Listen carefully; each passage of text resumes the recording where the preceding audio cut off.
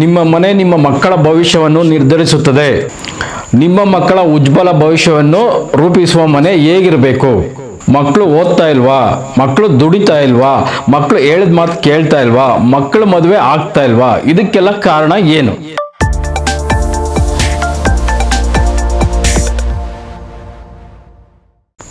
ನಮಸ್ಕಾರ ವೀಕ್ಷಕರೇ, ದೈವಾರಾಧನೆ ವಾಸ್ತು ಚಾನಲ್ಗೆ ಸ್ವಾಗತ. ಇವತ್ತು ಮತ್ತೊಂದು ವಿಷಯನ ತೊಗೊಂಡು ನಿಮ್ಮ ಮುಂದೆ ಬಂದಿದ್ದೀನಿ. ನನಗೆ ತುಂಬ ಜನ ನನ್ನ ಕ್ಲೈಂಟು ಕಮೆಂಟ್ ಸೆಕ್ಷನಲ್ಲಿ ಕೇಳ್ತಾರೆ, ಏನಂತ ಅಂದರೆ, ಸರ್ ನಮ್ಮ ಮಕ್ಕಳು ಓದ್ತಾ ಇಲ್ಲ, ನನ್ನ ಮಕ್ಕಳು ನಮ್ಮ ಮಾತು ಕೇಳಲ್ಲ, ಕೆಲ್ಸಕ್ಕೆ ಹೋಗಿ ಅಂದರೆ ಕೆಲ್ಸಕ್ಕೆ ಹೋಗಲ್ಲ ಅಂತ ಕೇಳ್ತಾರೆ. ಇನ್ನು ಕೆಲವರು ನಮ್ಮ ಮಕ್ಕಳಿಗೆ ಮದುವೆ ಆಗ್ತಾ ಇಲ್ಲ, ಗೌರ್ಮೆಂಟ್ ಕೆಲಸ ಸಿಗ್ತಾ ಇಲ್ಲ ಅಂತ ನನ್ನ ಕಮೆಂಟ್ಸಲ್ಲಿ ಕೇಳ್ತಾರೆ. ಸರ್ ದಯವಿಟ್ಟು ಇದ್ರ ಬಗ್ಗೆ ಒಂದು ವಿಡಿಯೋ ಮಾಡಿ ಅಂತ ತುಂಬ ಜನ ನನಗೆ ರಿಕ್ವೆಸ್ಟ್ ಮಾಡಿದ್ರು. ಹಾಗಾಗಿ ಇವತ್ತು ಅದರ ಬಗ್ಗೆ ನಾವು ಯಾವ ರೀತಿ ನಮ್ಮ ಮನೆ ಇದ್ದರೆ ಅದರ ಪ್ರತಿಫಲ ಯಾವ ರೀತಿ ಇರುತ್ತೆ, ನಮ್ಮ ಮಕ್ಕಳನ್ನ ಮಾತು ಕೇಳದೆ ಇರೋದಕ್ಕೆ ಏನು ಕಾರಣ. ಈಗ ಒಂದೊಂದು ಮನೆಯಲ್ಲಿ ತಾಯಿ ಮಗಳು ಮಾತಾಡೋದೇ ಇಲ್ಲ, ಎಷ್ಟೋ ಸರಿ ಮಾತು ಬಿಟ್ಬಿಟ್ಟಿರ್ತಾರೆ. ಇನ್ನೊಂದು ಮನೇಲಿ ಹೋದಾಗ, ನಾನು ಸೈಟ್ ವಿಸಿಟಿಂಗ್ ಹೋದಾಗ ತಂದೆ ಮಗ ಮಾತಾಡಿ ಎಷ್ಟೋ ವರ್ಷ ಆಗ್ಬಿಟ್ಟಿರುತ್ತೆ. ಅದಕ್ಕೆಲ್ಲ ಏನು ಕಾರಣ ಅಂತ ಈ ವಿಡಿಯೋದಲ್ಲಿ ತಿಳಿಸ್ಕೊಡ್ತಾ ಹೋಗ್ತೀನಿ. ನೋಡಿ, ಮೊದಲನೇದಾಗಿ ನಾವು ಪೂರ್ವ, ಪಶ್ಚಿಮ, ಉತ್ತರ, ದಕ್ಷಿಣ, ಈಸ್ಟ್, ವೆಸ್ಟ್, ನಾರ್ತ್, ಸೌತ್, ಇದು ಈಶಾನ್ಯ, ಆಗ್ನೇಯ, ವಾಯುವ್ಯ, ನೈಋತ್ಯ. ಇದನ್ನು ನಾವು ಯಾವ ರೀತಿ ಡಿವೈಡ್ ಮಾಡ್ತೀರಿ ಅಂದರೆ, ನೋಡ್ರಿ, ಇದು 4 ಭಾಗ ಆಗಿ ಡಿವೈಡ್ ಮಾಡಿದಾಗ ಇದು ಈಶಾನ್ಯ ಮೂಲೆ, ಅಗ್ನಿ ಮೂಲೆಯಲ್ಲಿ ಅಡುಗೆ ಮನೆ ಬಂತು, ನೈಋತ್ಯ ಮೂಲೆಯಲ್ಲಿ ಮಾಸ್ಟರ್ ಬೆಡ್ರೂಮ್ ಬರುತ್ತೆ. ಈ ನೈಋತ್ಯ ಮೂಲೆಯಲ್ಲಿ ಮಲಗೋರು ಯಾವ ರೀತಿ ಇರ್ತಾರಪ್ಪ ಅಂದರೆ, ನಮಗೆ ಈ ನೈಋತ್ಯದಲ್ಲಿ ಯಾರು ಮಲಗ್ತಾರಲ್ವಾ, ಈಗ ಮನೆ ಮಕ್ಕಳು ಮಲಗಿದ್ರು ಅಂತ ಇಟ್ಕೊಳ್ಳಿ, ಈ ನೈಋತ್ಯ ಮೂಲೆಯಲ್ಲಿ ಇರೋರಂಥ ಸ್ವಭಾವ ಯಾವ ರೀತಿ ಇರ್ತದೆ ಅಂದರೆ, ಅವ್ರಿಗೆ ಜವಾಬ್ದಾರಿ ಜಾಸ್ತಿ ಇರ್ತದೆ, ಓದಿನ ಕಡೆ ಒಲವು ಜಾಸ್ತಿ ಇರ್ತದೆ, ಮನೆ ಜವಾಬ್ದಾರಿ ತೊಗೊಂಡವ್ರಾಗ್ತಾರೆ. 4 ಜನ ನಮ್ಮನ್ನು ನೋಡೋ ಥರ ಇರಬೇಕಪ್ಪ ಅಂತ ನಮ್ಮ ಜೀವನನ ಟೋಟಲ್ ನಮ್ಮ ಫ್ಯಾಮಿಲಿನ ಯಾವ ರೀತಿ ನಡೆಸಬೇಕು ಅಂತ ಯೋಚನೆ ಮಾಡೋಂಥ ಶಕ್ತಿ ಈ ನೈಋತ್ಯ ಮೂಲೆಯಲ್ಲಿ ಇರ್ತದೆ. ಈ ನೈಋತ್ಯ ಮೂಲೆ ಅಂದರೆ ನಮಗೆ ಎನರ್ಜಿ ಇರೋಂಥ ಜಾಗ. ಈ ನೈಋತ್ಯ ಮೂಲೆಯಲ್ಲಿ ಯಾರು ಮಲಗ್ತಾರೆ ಅವ್ರು ಪರ್ಮನೆಂಟಾಗಿ ಇದೇ ಮನೇಲಿ ಇರ್ತಾರೆ. ಈಗ ಎಷ್ಟೋ ಜನ ಮಕ್ಕಳು ನೋಡಿ ಹಾಸ್ಟ್ಲಿಗೆ ಹೋಗ್ತಾರೆ, ಕೆಲಸದ ಮೇಲೆ ಅಪ್ಪ ಅಮ್ಮನ ಬಿಟ್ಬಿಟ್ಟು ಬೇರೆ ದೇಶಕ್ಕೆ ಹೋಗ್ತಾರೆ, ಅದೆಲ್ಲ ಆಗ್ತಾ ಇರ್ತದೆ. ನಾವು ನೈಋತ್ಯ ಮೂಲೆಯಲ್ಲಿ ನಮ್ಮ ಮಕ್ಕಳನ್ನ ಮಲಗಿಸಿದಾಗ ಅವ್ರು ನಮ್ಮ ಜೊತೆಲೇ ಇರ್ತಾರೆ. ಈ ನೈಋತ್ಯ ಮೂಲೆಯಲ್ಲಿ ಮಲಗ ಅಂಥವ್ರು, ಅದು ಗ್ರೌಂಡ್ ಫ್ಲೋರ್ ಆಗ್ಬೋದು, ಫಸ್ಟ್ ಫ್ಲೋರ್ ಆಗ್ಬೋದು, ಈ ಎಲ್ಲರ ಜವಾಬ್ದಾರಿನ ತೊಗೊಳೋ ಅಂಥ ಶಕ್ತಿ ಅವ್ರಿಗಿರ್ತದೆ, ಆನೆ ಅಷ್ಟು ಬಲ ಇರ್ತದೆ ಅವ್ರಿಗೆ. ಹಾಗಾಗಿ ಈ ನೈಋತ್ಯ ಮೂಲೆಯಲ್ಲಿ ನಮ್ಮ ಮಕ್ಕಳನ್ನ ಮಲಗಿಸಿದಾಗ ನಮ್ಮ ಮಾತು ಕೇಳ್ತಾರೆ. ಆದರೆ ಈ ಹೆಣ್ಮಕ್ಳು ಇರ್ತಾರಲ್ವ, ಮದುವೆ ವಯಸ್ಸಿಗೆ ಬಂದಿರೋ ಹೆಣ್ಮಕ್ಳನ್ನ ಇಲ್ಲಿ ಮಲಗಿಸ್ಬೇಡಿ. ಏನಕ್ಕೆ ಅಂದರೆ, ಇಲ್ಲಿ ಇರ್ತಕ್ಕಂಥವ್ರು ಪರ್ಮನೆಂಟಾಗಿ ಇಲ್ಲೇ ಇರ್ತಾರೆ. ಅವ್ರು ನಮ್ಮ ಮದುವೆ ವಯಸ್ಸಿಗಿನ್ನೂ ಬಂದಿಲ್ಲ ಅಂದರೆ ಬೇಕಾದ್ರೆ ಹೆಣ್ಮಕ್ಳು ಇಲ್ಲೇ ಇರ್ಬೋದು. ನೀವು ಮದುವೆ ಮಾಡ್ತೀರಿ ಅಂದಾಗ ಈ ನೈಋತ್ಯ ಮೂಲೆಯಿಂದ ಬೇರೆ ಕಡೆ ಅವ್ರನ್ನ ಶಿಫ್ಟ್ ಮಾಡಬೇಕಾಗುತ್ತೆ. ಇನ್ನು ಯಾರೆಲ್ಲ ನಾವು ಹೊರದೇಶಕ್ಕೆ ಹೋಗಿ ಕೆಲಸ ಮಾಡಬೇಕು, ಹೊರದೇಶದಲ್ಲಿ ಓದಬೇಕು ಅನ್ನೋರು, ಅವರು ಅಷ್ಟೇ ನೈಋತ್ಯದಲ್ಲಿ ಮಲಗೋದು ಬೇಡ. ಇಲ್ಲಿ ನೈಋತ್ಯದಲ್ಲಿ ಯಾರು ಮಲಗ್ತಾರೆ ಅವ್ರು ಪರ್ಮನೆಂಟ್ ಇಲ್ಲೇ ಇರ್ತಾರೆ. ಹಾಗಾಗಿ ನೈಋತ್ಯ ಮೂಲೆನ ನಾವು ಭಾರಿ ಪ್ರಾಮುಖ್ಯತೆ ಕೊಡ್ತೀವಿ. ಇದಾದಮೇಲೆ ನಮಗೆ ಮಕ್ಕಳಿಗೆ ಇನ್ನೊಂದು ರೂಮ್ ಬೇಕು ಅಂತ ನಾವು ಯೋಚನೆ ಮಾಡ್ತೀವಿ. ಆ ಯೋಚನೆ ಮಾಡಿದಾಗ ನಮಗೇನು ಮಾಡ್ತದೆ, ನಾರ್ತ್ ವೆಸ್ಟ್, ಉತ್ತರ ಮತ್ತು ಪಶ್ಚಿಮ ಸೇರೋ ಜಾಗನ ವಾಯುವ್ಯ ಅಂತ ಕರಿತೀರಿ. ವಾಯುವ್ಯದಲ್ಲಿ ನಾವು ರೂಮನ್ನು ಕೊಡ್ತೀರಿ. ಯಾವಾಗ ವಾಯುವ್ಯದಲ್ಲಿ ರೂಮ್ ಕೊಡ್ತೀರಿ, ನಾವು ಫಸ್ಟ್ ಅರ್ಥ ಮಾಡ್ಕೊಬೇಕು, ಇದನ್ನು ಗೆಸ್ಟ್ ರೂಮ್ ಅಂತಲೂ ಕರೀತಾರೆ ಆಡು ಭಾಷೆಯಲ್ಲಿ. ಗೆಸ್ಟ್ ಅಂದರೆ ಏನು, 2 ದಿನ ಇರ್ತಾರೆ, ಹೋಗ್ತಾರೆ. ಇಲ್ಲಿ ಯಾವಾಗ ಟಾಯ್ಲೆಟ್ ರೂಮ್ ನಮಗೆ ವಾಯುವ್ಯದಲ್ಲಿ, ಈ ರೂಮಿನ ಅಟ್ಯಾಚ್ ಇರ್ಬೋದು, ಕಾಮನ್ ಇರ್ಬೋದು, ಯಾವುದಾದ್ರೂ ಸರಿ, ಒಂದು ವಾಶ್ರೂಮ್ ಇಲ್ಲ ಅಂದಾಗ ಈ ರೂಮಲ್ಲಿರ್ತಕ್ಕಂಥವ್ರಿಗೆ ಚಂಚಲ ಮನಸ್ಸಾಗ್ತದೆ. ಅಲ್ಲಿ ಕುತ್ಕೊಂಡು ಓದೋದಕ್ಕಾಗಲ್ಲ, ಅವ್ರ ಸ್ಟಡಿ ಕಡೆ ಗಮನ ಕೊಡೋಕ್ಕಾಗಲ್ಲ. ಆವಾಗ ಏನು ಮಾಡುತ್ತೆ, ಈ ರೂಮಲ್ಲಿರೋರನ್ನ ಹಾಸ್ಟ್ಲಿಗೆ ಕಳಿಸೋದು, ಹೊರದೇಶಕ್ಕೆ ಹೋಗೋದು, ಮದುವೆ ಮಾಡೋಕ್ಕೆ ಬಂದಿರತಕ್ಕಂಥ ಹೆಣ್ಮಕ್ಳನ್ನ ಇಲ್ಲಿ ಟಾಯ್ಲೆಟ್ ರೂಮ್ ಇಲ್ಲ ಅಂದರೆ ಇಲ್ಲಿ ಬಿಟ್ಟರೆ ಇಮ್ಮಿಡಿಯೇಟ್ಲಿ ಮದುವೆ ಆಗ್ತದೆ. ಇಲ್ಲಿ ಟಾಯ್ಲೆಟ್ ರೂಮ್ ಇಲ್ಲ ಅಂದಾಗ ಈ ಮನೆಯಲ್ಲಿ ಅದು 5 ವರ್ಷ ಮಗು ಇರ್ಬೋದು, ದೊಡ್ಡವ್ರು ಇರ್ಬೋದು, ಬಿಡಬೇಡಿ. ಬಿಟ್ಟಾಗ ಇದನ್ನು ಗಾಳಿ ಹೆಂಗೆ, ವಾಯುವ್ಯ ಅಂದರೆ ಗಾಳಿ 1 ಸೆಕೆಂಡ್ ಇಲ್ಲಿರುತ್ತೆ, ಇನ್ನೊಂದು ಸೆಕೆಂಡ್ ಎಲ್ಲೋ ಇರುತ್ತೆ, ಹಂಗೆ ತಳ್ಕೊಂಡು ಹೋಗ್ತಾ ಇರ್ತದೆ ಈ ರೂಮಲ್ಲಿರೋರನ್ನ. ಹಾಗಾಗಿ ಇದನ್ನು ಗಮನದಲ್ಲಿ ಇಟ್ಕೊಂಡು ಎಚ್ಚರಿಕೆ ವಹಿಸಿ ಮಾಡಿ. ಈ ರೂಮಲ್ಲಿ ಮಕ್ಕಳನ್ನ ಬಿಟ್ಬಿಡ್ತೀರಾ, ಸರ್ ನನ್ನ ಮಗ ಓದ್ತಾ ಇಲ್ಲ ಅಂದರೆ ಇದು ಚಂಚಲ ಮನಸ್ಸು, ಅದು ನಿಮ್ಮ ಮಗಂದಲ್ಲ ತಪ್ಪು, ಇಲ್ಲಿ ವಾಶ್ರೂಮ್ ಇಲ್ಲದೇ ಇರೋ ತಪ್ಪು. ಅವಾಗ ಏನು ಮಾಡ್ತೀರಾ, ನನ್ನ ಮಗ ಓದ್ತಾ ಇಲ್ಲ ಅಂದ್ಬಿಟ್ಟು ಹಾಸ್ಟ್ಲಿಗೆ ಹಾಕ್ತೀರಾ. ತುಂಬ ಜನ ನಾನು ಸೈಟ್ ವಿಸಿಟಿಂಗ್ ಹೋದಾಗ ಹೇಳ್ತಾರೆ, ಇಲ್ಲಿ ಯಾವಾಗ ಟಾಯ್ಲೆಟ್ ರೂಮ್ ಇರೋಲ್ವಾ ಸರ್, ನನ್ನ ಮಗ ಯಾರನ್ನೋ ಕರ್ಕೊಂಡು ಎಲ್ಲೋ ಬೇರೆಯವನೇ ಸರ್ ಸಂಸಾರ, ಅಪ್ಪ ಅಮ್ಮನದು ಇಲ್ಲ, ಲವ್ ಮ್ಯಾರೇಜ್ ಆಗಿಬಿಟ್ಟು ಬೇರೆ ಕಡೆ ಮನೆ ಮಾಡ್ಕೊಂಡಿದ್ದಾರೆ, ನಾವು ಕಷ್ಟಪಟ್ಟು ಓದಿಸಿದ್ರಿ, ಅವ್ನು ದುಡಿಯೋ ಟೈಮಲ್ಲಿ ನಮ್ಮನ್ನು ಬಿಟ್ಬಿಟ್ಟು ಹೋದ ಅಂತ ಹೇಳ್ತಾರೆ. ಏನಕ್ಕೆ ಹೋಗ್ತಾರೆ ಅಂದರೆ, ಇಲ್ಲಿರ್ತಕ್ಕಂಥ ವಾಯುವ್ಯ ಆಚೆ ತಳ್ತಾ ಇರ್ತದೆ. ಮನೆ ಮಗಳು ಅಷ್ಟೇ ಇನ್ನೂ ಸೆಕೆಂಡ್ PUC ಫಸ್ಟ್ PUC ಓದೋಕ್ಕೆ ಲವ್ ಮ್ಯಾರೇಜ್ ಆಗ್ತದೆ ಅಂದಾಗ ನೀವು ವಾಯುವ್ಯದಲ್ಲಿ ಬಿಡಬಾರ್ದು. ಇಲ್ಲಿ ವಾಶ್ರೂಮ್ ಇದ್ದರೆ ಬಿಡಿ, ವಾಶ್ರೂಮ್ ಇಲ್ಲ ಅಂದರೆ ಬಿಡಬಾರ್ದು. ಸುಮಾರು ಜನ, ಸರ್ ಮದುವೆ ವಯಸ್ಸಿಗೆ ಬಂದಿದ್ದ ಮಗ ಆಕ್ಸಿಡೆಂಟ್ ಆಗ್ತಿರೋದು ಅಂತಾರೆ. ನೀವೆಲ್ಲ ಈ ರೂಮಲ್ಲಿ ಬಿಟ್ಟಿರ್ತೀರಾ, ನೀವು ಚೆಕ್ ಮಾಡ್ಕೊಳ್ಳಿ. ಯಾರ್ಯಾರು ಮದುವೆ ವಯಸ್ಸಿಗೆ ಬಂದು ಗಂಡು ಮಕ್ಕಳು ಆಕ್ಸಿಡೆಂಟ್ ಆಗಿ ತೀರೋಗ್ತಾರೋ ಅವ್ರು ಪೂರ್ತಿ ವಾಯುವ್ಯದಲ್ಲಿ ಬಿಡ್ತಾರೆ. ವಾಯುವ್ಯದಲ್ಲಿ ಬಿಟ್ಟರೆ ಯಾವುದೇ ಕಾರಣಕ್ಕೂ ಅವರು ಆ ಮನೇಲಿ ಇರಲ್ಲ. ಏನೋ ಒಂದು ಕಾರಣ ಆ ಮನೆಯಿಂದ ಆಚೆ ಹೋಗೋದಕ್ಕೆ. ನಾನು ಆಗಲೇ ಹೇಳ್ದಾಗೆ ಹಾಸ್ಟ್ಲಿಗೆ ಹೋಗ್ಬೋದು, ಕೆಲಸದ ಮೇಲೆ ದೂರ ಹೋಗ್ಬೋದು, ಹೋಗ್ಬೋದು, ತಳ್ತಾ ಇರ್ತದೆ ಆಚೆಗೆ. ಹಾಗಾಗಿ ಈ ವಾಯುಮೂಲೆಯಲ್ಲಿರ್ತಕ್ಕಂಥ ರೂಮ್ನ ನೀವು ಸರಿಪಡಿಸ್ಕೊಂಬಿಟ್ರೆ ನಿಮ್ಮ ಮಕ್ಕಳು ನಿಮ್ಮ ಮಾತು ಕೇಳ್ತಾರೆ, ನಿಮ್ಮ ಜೊತೆಲೇ ಇರ್ತಾರೆ. ಮಗ ಇರ್ಬೋದು ಅಥವಾ ಇನ್ನೂ ಅಣ್ಣ ತಮ್ಮರು ಇರ್ತಾರೆ, ಇಬ್ಬರು ಇರ್ತಾರೆ, ಜಾಯಿಂಟ್ ಫ್ಯಾಮಿಲಿ, ಅವರು ಅಷ್ಟೇ. ಎಲ್ಲ ಡಿವೈಡ್ ಆಗೋದು ಏನಕ್ಕೆ ಅಂದರೆ ವಾಯುವ್ಯದಲ್ಲಿ ರೂಮಲ್ಲಿ ಯಾರು ಇರ್ತಾರೆ ಅವರು ಆ ಮನೆಯಿಂದ ಹೊರಗಡೆ ಹೋಗ್ತಾರೆ. ಇನ್ನು ಕೆಲವರು ಹೇಳ್ತಾರೆ ಅತಿ ಬುದ್ಧಿವಂತರು, ಏನಪ್ಪ ಅಂದರೆ ಸರ್ ಈ ವಾಯುವ್ಯದಲ್ಲಿರೋ ರೂಮಲ್ಲಿ ಇಲ್ಲಿತ್ತು ಟಾಯ್ಲೆಟ್ ರೂಮು ಅಂತಾರೆ. ಇಲ್ಲೂ ಇರ್ಬೋದು ಮತ್ತು ಅಗ್ನಿಮೂಲೆಯಲ್ಲಿ ಇರ್ಬೋದು, ಇವೆರಡೂ ಲೆಕ್ಕ ಬರಲ್ಲ. ನಾನು ಹೇಳ್ತಾ ಇರೋದು ವಾಯುವ್ಯದಲ್ಲಿ ಮನೆ ಒಳಗಡೆಯಿಂದ ಎಂಟ್ರಿ ಇರಬೇಕು, ಮನೆ ಒಳಗಡೆನೇ ಇರಬೇಕು. ಈ ಥರ ಆದರೂ ಮಾಡಿ, ಈ ಥರ ಆದರೂ ಮಾಡಿ. ವಾಯುವ್ಯದಲ್ಲಿ ನಮಗೆ ವಾಶ್ರೂಮ್ ಬಂದಾಗ ಆ ದೋಷ ಇರಲ್ಲ, ಭಯ ಪಡಬೇಡಿ. ಇಲ್ಲಿ ಟಾಯ್ಲೆಟ್ ರೂಮ್ ಇಲ್ಲ ಅಂದವ್ರಿಗೆ ಮಾತ್ರ ಈ ಪ್ರಾಬ್ಲಮ್ ಸ್ಟಾರ್ಟ್ ಆಗ್ತವೆ. ಇನ್ನು ಬಂದು ನಮಗೆ ಈಶಾನ್ಯ, ಈ ಈಶಾನ್ಯ ಮೂಲೆಯಲ್ಲಿ ಯಾವುದೇ ಕಾರಣಕ್ಕೂ ಮಲಗಬಾರ್ದು. ಅದು ಮಕ್ಕಳಿರಲಿ ದೊಡ್ಡವರಿರಲಿ. ಇಲ್ಲಿ ಯಾರು ಮಲಗ್ತಾರೆ ಅವರು ಅಪ್ರಯೋಜಕರಾಗ್ತಾರೆ. ಈಶಾನ್ಯ ಮೂಲೆಯಲ್ಲಿ ಮಲಗೋರು, ಅದು ರೂಮ್ ಇರ್ಬೋದು, ಹಾಲ್ ಇರ್ಬೋದು, ಮನೆ ಮೇಲೆ ಫಸ್ಟ್ ಫ್ಲೋರ್ ಇರ್ಬೋದು, ಸೆಕೆಂಡ್ ಫ್ಲೋರ್ ಇರ್ಬೋದು. ಈಶಾನ್ಯ ಮೂಲೆಯಲ್ಲಿರೋರಿಗೆ ದುರಭ್ಯಾಸಗಳು ಜಾಸ್ತಿ ಆಗ್ತದೆ. ಕೆಲಸಕ್ಕೆ ಹೋಗಲ್ಲ, ಅವರು ಓದೋದಕ್ಕಾಗಲ್ಲ. ಏನು ಒಂದು ದಿನಕ್ಕೆ ಟೈಮ್ ಪಾಸ್ ಮಾಡೋಕ್ಕೆ ಏನೇನು ಬೇಕೋ ಅಷ್ಟು ವಿದ್ಯೆ ಈಶಾನ್ಯ ಮೂಲೆಯಲ್ಲಿ ಮಲಗೋ ಹತ್ರ ಇರ್ತದೆ. ಯಾವುದೇ ಕಾರಣಕ್ಕೂ ಇದು ಈಶಾನ್ಯ ಮೂಲೆ ಇಲ್ಲಿ ಮಲಗಬಾರ್ದು. ಅದು ಹೆಣ್ಮಗು ಇರ್ಬೋದು, ಗಂಡು ಮಗು ಇರ್ಬೋದು. ಸರ್ ಹೇಳಿದ ಮಾತು ಕೇಳಲ್ಲ, ಹಠ ಮಾಡ್ತಾನೆ, ನಾವು ಏನು ಹೇಳಿದ್ರು ಕಿವಿ ಒಳಗೆ ಹಾಕ್ಕೊಳ್ಳಲ್ಲ. ಏನಕ್ಕೆ? ನೀವು ಈಶಾನ್ಯದಲ್ಲಿ ಮಲಗಿಸ್ತಾ ಇದ್ದೀರಾ. ನೀವು ಮಲಗಿಸ್ಬಿಟ್ಟು ಮಕ್ಕಳ ಮೇಲೆ ದೂರ ಹಾಕಬೇಡಿ. ನೀವು ಫಸ್ಟ್ ತಿದ್ಕೊಬೇಕು. ನಮ್ಮ ಮನೆಯಲ್ಲಿ ಎಲ್ಲೆಲ್ಲಿ ಏನೇನಿದೆ, ಏನೇನು ಬರಬೇಕಿತ್ತು ಇದನ್ನು ಅರ್ಥ ಮಾಡ್ಕೊಳ್ಳಿ. ತುಂಬ ಜನ ಹೇಳ್ತಾರೆ ಸರ್ ನಮ್ಮ ಮಗ 10 ಜನದಲ್ಲಿ ನನ್ನ ಮಗನೇ ಕೊನೇನು. ಯಾವಾಗ ಎಕ್ಸಾಮ್ ಮಾಡಿದ್ರು, ಟೆಸ್ಟ್ ಮಾಡಿದ್ರು ನಮ್ಮ PTM ಅಲ್ಲಿ ಕಂಪ್ಲೇಂಟ್ ಮಾಡ್ತಾರೆ. ಕಾಲೇಜಿಗೆ ಹೋಗ್ತಾನೆ ನನ್ನ ಮಗ, ಕಾಲೇಜಿಂದ ಲೆಟ್ರ್ ಕಳಿಸ್ತಾರೆ ಬಂದು ಮೀಟ್ ಆಗಿ ಅಂತ. ಏನಕ್ಕೆ? ಈಶಾನ್ಯ ಮೂಲೆಯಲ್ಲಿ ಮಲಗಿಸ್ತಾ ಇದ್ದೀರಾ. ಈಶಾನ್ಯ ಮೂಲೆಯಲ್ಲಿ ಮಲಗಿಸ್ಬಾರ್ದು. ಇನ್ನು ಮೂರನೇದು ಬಂದು ನಮಗೆ ಮೊದಲನೇದು ನೈಋತ್ಯ, ಎರಡನೇದು ವಾಯುವ್ಯ, ಮೂರನೇದು ಈಶಾನ್ಯ, ಉಳಿದಿರೋದು ಅಗ್ನಿಮೂಲೆಯಲ್ಲಿ. ಅಗ್ನಿಮೂಲೆಯಲ್ಲಿ ಗ್ರೌಂಡ್ ಫ್ಲೋರಲ್ಲಿ ಅಡುಗೆ ಮನೆ ಬಂದಿರುತ್ತೆ. ಫಸ್ಟ್ ಫ್ಲೋರಲ್ಲಿ ನಮಗೆ ಅಗ್ನಿಮೂಲೆಯಲ್ಲಿ ಯಾರು ಮಲಗ್ತಾರಲ್ವ ಅವ್ರಿಗೆ ಫಸ್ಟ್ ಏನಪ್ಪ ಅಂದರೆ ಅಗ್ನಿಮೂಲೆಯಲ್ಲಾಗಲಿ ನೈಋತ್ಯದಲ್ಲಾಗಲಿ ವಾಶ್ರೂಮ್ ಕೊಡಬಾರ್ದು.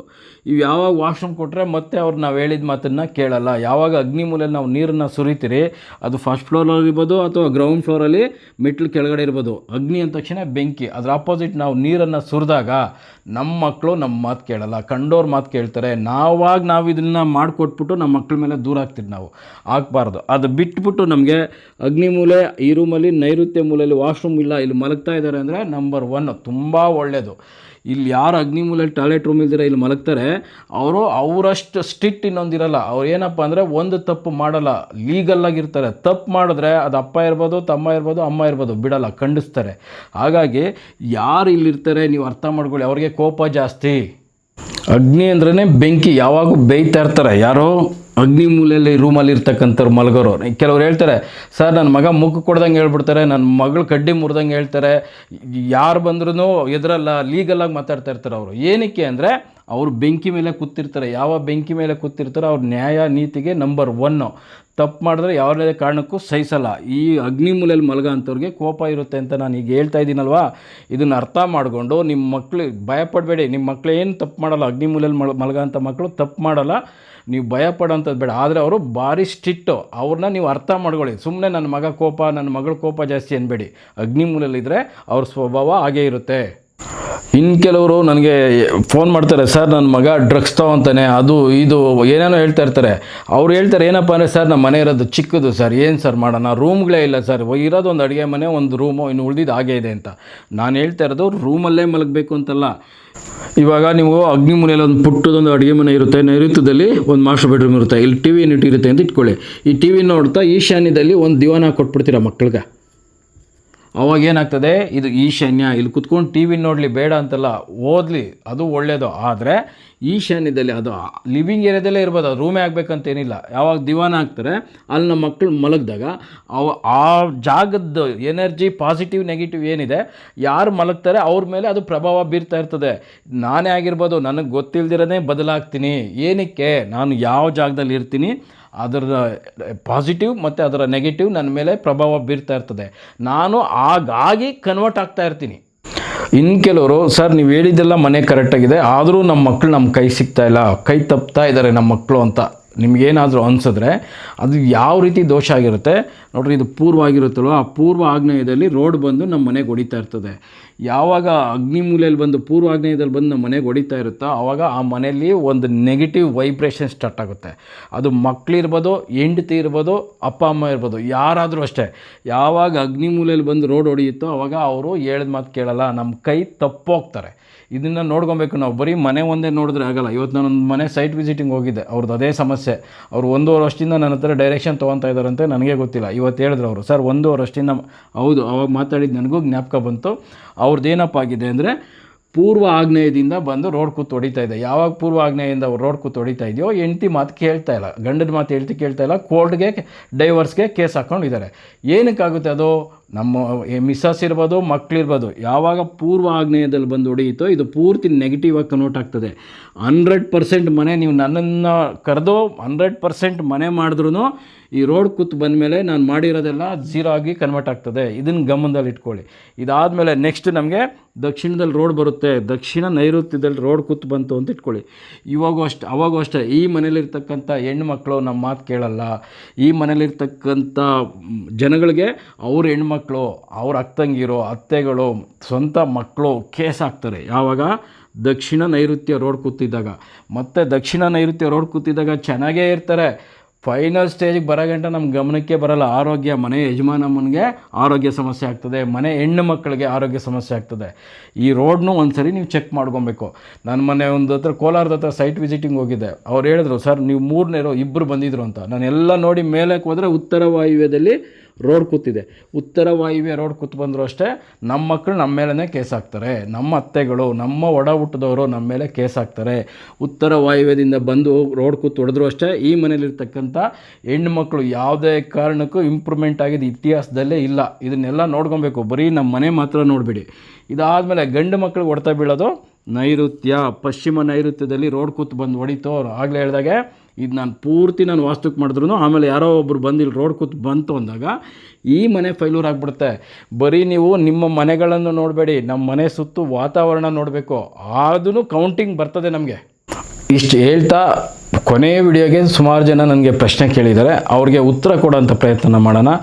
ನಾಗ್ಸನ್ ಅವರು ಒಂದು ಕಮೆಂಟ್ಸಲ್ಲಿ ಒಂದು ಪ್ರಶ್ನೆ ಕೇಳಿದ್ದಾರೆ, ಸರ್ ನಾವು ಮನೇನ 9 ಭಾಗ ಮಾಡಿದಾಗ ಸೈಟ್ ಲೆಕ್ಕದಲ್ಲಿ ನೋಡಬೇಕಾ, ಮನೆ ಲೆಕ್ಕದಲ್ಲಿ ನೋಡಬೇಕಾ ಅಂತ. ಸರ್ ನಾವು ಸೈಟ್ ಲೆಕ್ಕದಲ್ಲಿ ನೋಡಬಾರ್ದು. ನಮ್ಮ ಮನೆ ಏನಿರುತ್ತೆ ಅದರಲ್ಲಿ ಮತ್ತೆ ನಾವು 9 ಭಾಗ ಆಗಿ ಡಿವೈಡ್ ಮಾಡಿ ನಾನು ಏನೇನು ಎಲ್ಲೆಲ್ಲಿ ಬರಬೇಕು ಅಂತ ಹೇಳಿದ್ದೀನಿ ಅದನ್ನು ಅಳವಡಿಸ್ಕೊಳ್ಳಿ. ಈಶ್ವರ್ ಪ್ರಸಾದ್ ಅನ್ನೋರು ಇನ್ನೊಂದು ಕಮೆಂಟ್ಸ್ ಕೇಳಿದ್ದಾರೆ, ಸರ್ ನಾವು ಆಲ್ರೆಡಿ ಕಟ್ಬಿಟ್ಟಿರೋ ಅಂಥ ಮನೆಗಾದರೆ ಪರಿಹಾರ ತಿಳಿಸ್ತೀರಂತ. ಖಂಡಿತವಾಗೂ ಅದು ಕಟ್ಟಿರೋ ಮನೆ ಆದರೂ ಸರಿ, ಕಟ್ತಾ ಇರೋ ಮನೆ ಆದರೂ ಸರಿ, ನಾನು ಕಟ್ಟಿರೋ ಮನೆಯೂ ಬಂದು ನೀವು ಏನೇನು ಪ್ರಾಬ್ಲಮ್ ಅನುಭವಿಸ್ತಾ ಇದ್ದೀರಾ, ಏನಕ್ಕೆ ಆ ಪ್ರಾಬ್ಲಮ್ ನಿಮ್ಗೆ ಆಗ್ತಾ ಇದೆ ಅದನ್ನೆಲ್ಲ ಬಂದು ನಾನು ನಿಮ್ಗೆ ತಿಳಿಸ್ಕೊಡ್ತೀನಿ. ನಿಮ್ಮ ಮನೇಲಿ ನಡೆಯೋವಂಥದ್ದು ನಾನು 90%, 100ಗೆ 90% ನಾನು ಹೇಳ್ತೀನಿ. ಅದು ಸತ್ಯ, 100% ಸತ್ಯ ಆಗಿರುತ್ತೆ. ಅದನ್ನು ನೀವು ಅವಾಗ ಅಳವಡಿಸ್ಕೊಳ್ಳಿ. ಇನ್ನೊಂದು ಪ್ರಶ್ನೆ ಕೇಳಿದ್ದಾರೆ, ಸರ್ ಒಂದು ಚಿಕ್ಕ ಮನೆಯಲ್ಲಿ 7 ಬಾಗಿಲು ಇರ್ಬೋದು ಅಂತ. ನೋಡಿ ಮೇಡಮ್, 7 ಬಾಗಿಲು ಇರಬಾರ್ದು, 8 ಇರಬೇಕು, ಇಲ್ಲ 6 ಇರಬೇಕು. ಆ ಥರ ಇದ್ದಾಗ ಅದೆಲ್ಲ ಸಣ್ಣ ಪುಟ್ಟ ಚೇಂಜಸ್ಸು ನಾವು ಏನು ಹೊಡಿದಿರೇ ಮಾಡ್ಕೊಬೋದು. ನಾವು ಮನೆ ನೋಡಿದಾಗ ನಾವು ಅದನ್ನು ಹೇಳ್ತೀರಿ ಏನು ಮಾಡಬೇಕು ಅಂತ, ಅದನ್ನು ಅಳವಡಿಸ್ಕೊಳ್ಳಿ. ಇಷ್ಟು ಹೇಳ್ತಾ ನಿಮ್ಮ ಫ್ರೆಂಡ್ ಸರ್ಕಲಲ್ಲಿ ಯಾರಾದರೂ ಮನೆ ಕಟ್ತಾ ಇದ್ದರೆ, ನಿಮ್ಮ ಮನೆಯಲ್ಲಿ ನಿಮ್ಮ ರಿಲೇಟಿವಲ್ಲಿ ಯಾರಾದರೂ ಮಕ್ಕಳು ಮಾತು ಕೇಳ್ತಾ ಇಲ್ಲ, ತಂದೆ ಮಗ ಮಾತಾಡೋಲ್ಲ, ಎಷ್ಟೋ ಹೇಳಿದ್ರೆ ಭಂಗ ಅಂತ ಬಾಯಿ ಬಿಡದಿರೋ ಇರ್ತಾರೆ, ಅವ್ರಿಗೆಲ್ಲ ಈ ವಿಡಿಯೋನ ಶೇರ್ ಮಾಡಿ. ನಿಮ್ಮ ಫ್ಯಾಮಿಲಿಯಲ್ಲಿ ಇರ್ತಾರಲ್ವ, ಅಕ್ಕ ತಂಗಿ ಕೇಸ್ ಹಾಕೋದು, ಮನೇಲಿ ಮಕ್ಕಳು ಹೇಳಿದ ಮಾತು ಕೇಳ್ದಿರೋ ಇರೋದು, ಲವ್ ಮ್ಯಾರೇಜ್ ಆಗೋ ಚಾನ್ಸಸ್ ಯಾರಿಗೆ ಜಾಸ್ತಿ ಇರ್ತದೆ, ಅವರೆಲ್ಲರಿಗೂ ಈ ವಿಡಿಯೋನ ಕಳಿಸಿ. ಆದಷ್ಟು ಅವರೆಲ್ಲ ಚೇಂಜ್ ಮಾಡಿಕೊಂಡ್ರೆ ತಂದೆ ಮಕ್ಕಳು ತುಂಬ ಚೆನ್ನಾಗಿರ್ತಾರೆ. ಅವ್ರು ಚೆನ್ನಾಗಿದ್ದಾಗ ಅದರಿಂದ ಪಾಸಿಟಿವ್ ನನಗೂ ಬರ್ತದೆ. ಇದರಲ್ಲಿ ನನಗೆ ಬಂದಿರೋಂಥ ಪಾಸಿಟಿವಲ್ಲಿ 50% ನಿಮಗೂ ಬರ್ತದೆ. ಯಾಕೆಂದರೆ ಅವರು ಎದೆ ಎತ್ತರಕ್ಕೆ ಬೆಳೆದಿರ್ತಾರಲ್ಲ, ಮಕ್ಕಳನ್ನ ಕೇಳೋಕ್ಕಾಗಲ್ಲ. ಅವ್ರು ಒಂದು ಅಂತ ಮೀರಿಬಿಟ್ಟಿರ್ತಾರೆ. ಅವ್ರಿಗೆ ಇದೆಲ್ಲ ಅರ್ಥ ಆದಾಗ ಇದನ್ನು 100% ನಾನು ಹೇಳ್ತೀನಿ, ಈ ಥರ ಇರೋ ಮನೆಯಲ್ಲಿ ಇದನ್ನು ನೀವು ಮಕ್ಕಳ ಹತ್ರ ಮಾತಾಡೋಕ್ಕೆ ಹೋಗ್ಬೇಡಿ, ಸೈಲೆಂಟಾಗಿ ಚೇಂಜ್ ಮಾಡಿ. 3 ತಿಂಗಳಲ್ಲಿ ನಿಮ್ಗೆ ಒಳ್ಳೆ ರಿಸಲ್ಟ್ ಬರ್ತದೆ. ನಾನೇನು ವರ್ಷ ಕಾಯಿರಿ ಅಂತ ಹೇಳಲ್ಲ, ಬರೀ 90 ದಿನಕ್ಕೆ ನಿಮಗೆ ಒಳ್ಳೆ ರಿಸಲ್ಟ್ ಬರ್ತದೆ. ನಮ್ಮ ಮಕ್ಳಿಗೆ ನಾವು ಹೇಳೋಕೆ ಹೋದರೆ ಅವ್ರು ಹುಷಾರಾಗ್ಬಿಡ್ತಾರೆ. ಏನಕ್ಕೆ ಅಂದರೆ ಅದಕ್ಕೆ ಅವ್ರು ಹೊಂದ್ಕೊಂಬಿಟ್ಟಿರ್ತಾರೆ. ನಾವು ಅವ್ರನ್ನ ಮಾತಾಡ್ಸೋದೇ ಬೇಡ, ಎಲ್ಲಿ ಏನು ಮಾಡಬೇಕು ಅದು ಮಾಡಿಬಿಟ್ರೆ ನಿಮಗೆ 3 ತಿಂಗಳಿಗೆ ಒಳ್ಳೆ ರಿಸಲ್ಟ್ ಬರುತ್ತೆ ಅಂತ ಹೇಳ್ತಾ, ನಿಮ್ಗೇನಾದರೂ ಸೈಟ್ ವಿಸಿಟಿಂಗ್ ಬೇಕಿದ್ದರೆ ಫೋನ್ ಮಾಡಿ. ಮತ್ತೊಂದು ವಿಡಿಯೋದಲ್ಲಿ ಮತ್ತೆ ಬರ್ತೀನಿ. ಯಾರಿಗೆಲ್ಲ ಈ ವಿಡಿಯೋ ಇಷ್ಟ ಆಯಿತು ದಯವಿಟ್ಟು ಲೈಕ್ ಮಾಡಿ. ನಿಮ್ದೇನಾದರೂ ಪ್ರಶ್ನೆ ಇದ್ದರೆ ಕಮೆಂಟ್ಸಲ್ಲಿ ತಿಳಿಸಿ. ನಿಮ್ಗಿನ್ನೇನಾದರೂ ಯಾವ ರೀತಿ ಆದರೂ ವಿಡಿಯೋ ಬೇಕಿದ್ದರೆ ಕಮೆಂಟ್ಸಲ್ಲಿ ತಿಳಿಸಿ. ಅದೇನಾದರೂ ಹೌದು ಇವ್ರು ಕೇಳ್ತಾ ಇರೋದು ಸೂಕ್ತವಾಗಿದೆ ಅನಿಸಿದ್ರೆ ಅದ್ರ ಬಗ್ಗೆ ಮತ್ತೆ ನಾನು ವಿಡಿಯೋನ ಮಾಡ್ತೀನಿ. ನಮಸ್ಕಾರ.